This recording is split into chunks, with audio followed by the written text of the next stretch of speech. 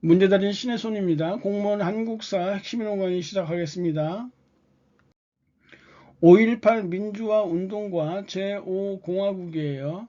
1979년 10월 26일에 중앙정보부장 김재규는 대통령 박정희를 저격하게 되는데요. 우리는 이것을 12.6 사태라고 부르고 있어요. 국가 위기 상황이었기 때문에 계엄령이 즉각적으로 선포되어졌고요. 12월 6일에는 통일주체 국민회의에서 최규하를 대통령으로 선출하게 됐어요. 하지만 일주일도 되지 않아서 전두환, 노태우 등의 신군부 측은요, 군사정변을 통해서 정권을 장악하게 되는데 이것이 12.12 사태예요. 서울에 보면 1968년도 체코슬로바키아에서 있었던 민주화 운동인 프라하의 봄에 비유하며 생긴 말이에요. 12.6 사태에서 이듬해인 5월 17일 비상계엄령 전국 확대가 있기 전까지 전국에서 일어났던 민주화 운동 시기를 지칭하는 말로서 신군부 퇴진과 비상계엄 철폐 등 민주화에 대한 요구가 거세게 일어났어요. 특히 5월 15일 서울역 시위가 최절정이라고 보시면 되겠는데요. 학생 수 10만여 명, 시민수 5만여 명이 참가했던 시위였는데요. 학생 대표자들 간의 비상회의에서 잠시 학교로 물러나서 관망하자라는 주장이 관철되어지면서 시위가 해산되어지는데요. 흔히들 이때를 우리는 서울역 회군이라고 부르고 있어요. 하지만 신군부는 비상계엄령을 전국적으로 확대했고요. 모든 정치활동 금지 조치를 단행하게 됐어요. 5.18 민주화 운동의 상황을 살펴보면요. 신군부의 정권 장악과 비상계엄령의 전국 확대에 반발하여 전국 각지에서 집회와 시위가 발생하게 돼요. 이에 신군부는요, 국회 폐쇄, 정치활동 금지, 대학 폐쇄, 파업 금지 및 언론 검열 강화, 그리고 정치인 체포 등을 자행하게 돼요. 특히 이 광주의 학생과 시민들의 신군부 퇴진 요구 시위가 격렬하게 일어나게 되는데요. 이에 계엄군은요 18일 오후부터 공수부대를 투입해서 우리의 부모 형제들을 대검으로 찌르고요. 냇가에서 놀고 있던 어린 애들에게도 총질을 해댔고요. 연약한 아녀자들을 유린하며 차마 입으로 말할 수 없는 무자비하고도 잔인한 만행을 저지르면서 시위 진압에 나섰던 거예요. 전두환과 그의 추종 세력들은 자국민을 지켜야 하는 군대를 동원해서 오히려 자국민의 무차별 살상에 이용했던 것이죠. 이에 시민들도 무장을 갖춰서 시민군을 편성하면서 저항했지만 5월 27일 새벽 계엄군의 충정작전 개시에 전남 도청이 점령되면서 다수의 사상자가 발생하게 됐어요. 5월 18일에서 5월 27일까지 5.18 민주화 운동 시기에 광주에서 발생한 피해는요. 2001년 12월 기준으로 사망 218명, 행방불명 363명, 상해자 5088명, 기타 1520명 등 총 7200명의 피해가 발생하게 됐던 것이에요. 파악되지 않은 피해자 수까지 합치면 그 추정 인원은 훨씬 더 많을 걸로 예상이 되어지는 것이죠.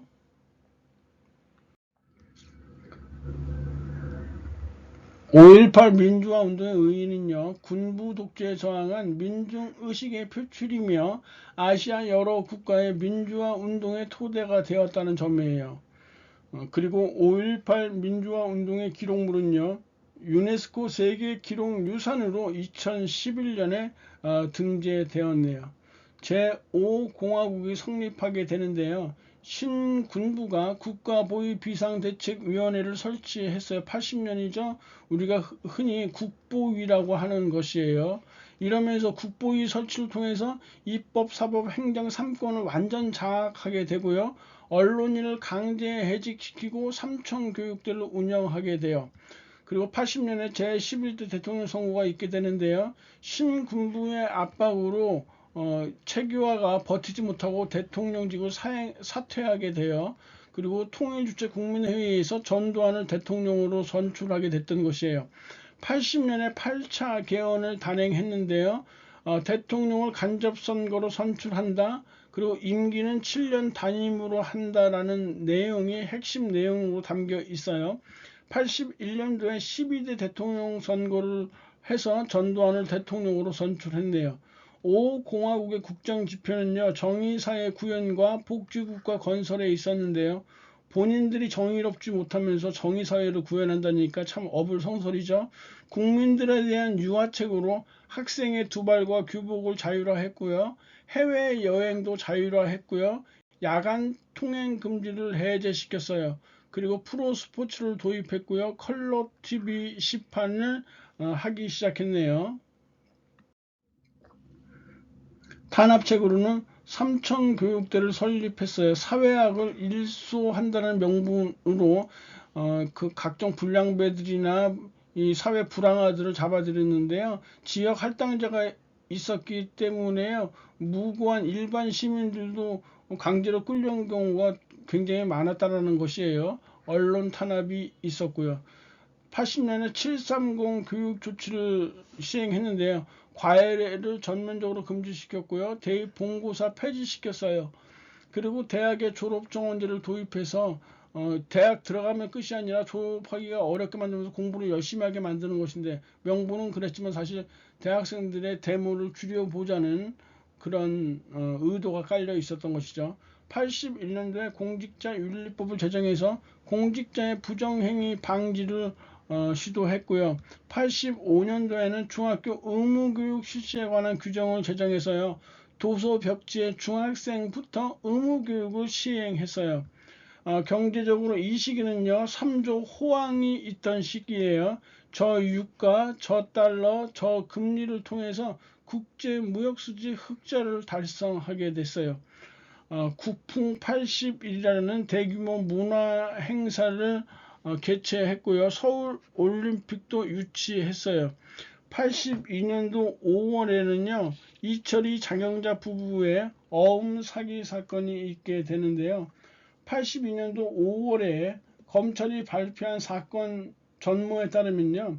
전두환의 처삼촌 이규광의 처제인 장영자와 육사 2기 출신으로 중앙정보부 차장과 유정회 의원을 지낸 이철이 부부는 기업에 자금을 제공하고 담보조로 대여액의 2배에서 9배에 달하는 액수의 어음을 받고 그것을 사채시장에서 할인해서 자금을 조성하는 한편 주식을 투자하는 수법으로 81년 2월부터 82년 4월까지 6,404억 원에 달하는 거액의 어음 사기 사건을 벌였는데요. 건국 후 최대 규모의 금융 사기 사건으로 불리운 이 사건으로요. 공영토건, 일신제강 등의 기업이 도산하는가 하면 조흥은행장이나 상업은행장 등이 구속되었으며 권정달 민정당 사무총장이 경질되는 등 경제계와 정치권에까지 삭풍이 휘몰아쳤다고 해요. 재판 결과 이들 부부에게는 법정 최고형인 징역 15년에 미화 40만 달러, 일화 800만 몰수형이 시행되었고요. 추징금 1억 6,254만 원이 선고됐어요. 이 규광은요, 징역 1년 6월에 추징금 1억 원이 선고되어졌네요. 그리고 83년 10월에는 아웅산 테러 사건이 발생하게 됐는데요. 당시 버마, 옛말은 버마죠. 지금 미얀마죠. 미얀마를 방문 중이었던 이 전두환 대통령 및 수행원들을 대상으로 북한군이 자행한 테러 사건을 말하는 것이에요. 이 폭발 사건으로 대통령 공식 수행원 17명이 사망했고요. 14명이 중경상을 입게 되었어요. 결과적으로 버마 정부는 북한과의 외교 관계를 이 사건을 계기로 해서 단절하게 돼요. 한편 87년도부터 해서 직선제 개헌 시위가 활발하게 전개되었는데요.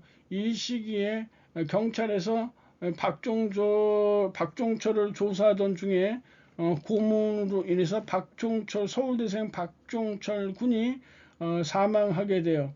경찰은 발표에서요, 박종철의 죽음에 대해서 책상을 탁 치니 억하고 죽었다라고 허위로 발표하게 됐던 것이죠.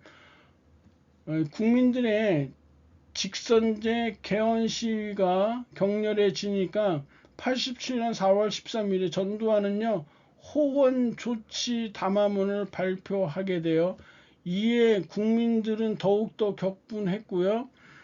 이한열 군이 시위 중에 사망함으로 인해서 87년도 6월 항쟁이 더욱더 거세게 촉발됐던 것이에요. 이 6월 항쟁이 지금 전두환 정권 내에 있어서 집어넣긴 했는데요. 이 육공화국 성립에 결정적이기 때문에 그 다음 시간에 더 6월 항쟁에 대해서 설명을 해 드리려고 해요. 결국 견디지 못한 이 전두환 정권은요, 마치 노태우가 결정한 듯한 6.29 민주화 선언 발표를 하게 돼요. 그리고 87년 11월에는 칼기 폭파 사건이 발생하게 되는데요. 87년도 11월 29일에 북한 공작원 그 김현희 그리고 김승일 등에 의해서 미얀마 만다만 해역 상공에서 폭파된 사건이에요. 국제적으로 고립된 북한이 서울 올림픽의 안전 문제를 세계 여론화시켜서 참가 예상국을 축소시키는 한편 궁극적으로 서울 올림픽 자체를 개최하지 못하도록 방해하려 한 반인륜적인 사건이라고 볼 수 있어요. 탑승자 115명이 전원 폭사했고요. 아부다비 공항에서 내린 주범 김승일과 김현희는 바레인 공항에서 체포되었지만 조사 중에 김승일은 현장에서 독약을 삼켜 죽고요. 김현희만 살아남게 돼요. 김현희는 1987년 12월 16일 13대 대통령 선거 전날 서울에 입국함으로써 대통령 선거의 최대 변수로 작용하게 돼요. 1990년 재판에서 사형이 선고되었지만 한국에 전향함으로써 대통령 특사로 자유의 몸이 되었던 것이에요.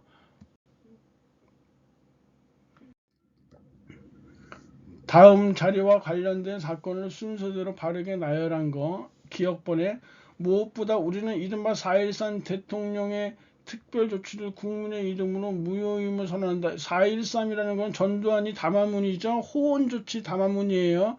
이걸 무효로 선언한다고 했으니까 이게 87년에 있었던 6월 항쟁 내용이라고 보시면 되고요. 니은번 우리 시민군은 온갖 방해에도 불구하고 여러분의 안전을 끝까지 지킬 것이다. 시민군이라는 말 나왔어요.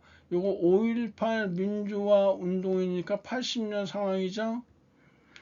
디귿번 오늘의 이슈는 저는 사회적 혼란을 극복하고 국민적 화해를 이룩하기 위해서 대통령 직선제를 택하지 않을 수 없다는 결론에 이르게 되었습니다. 마치 그 노태우가 결정한 것과 같은 87년도 6.29 선언이란 말이에요. 그러니까 순서가 니은, 기역, 디귿의 순으로 돼야 정답이 되겠네요. 그래서 2번이 답이네요. 강의진님 고생하셨고요. 다음 시간에 뵙겠습니다. 감사합니다.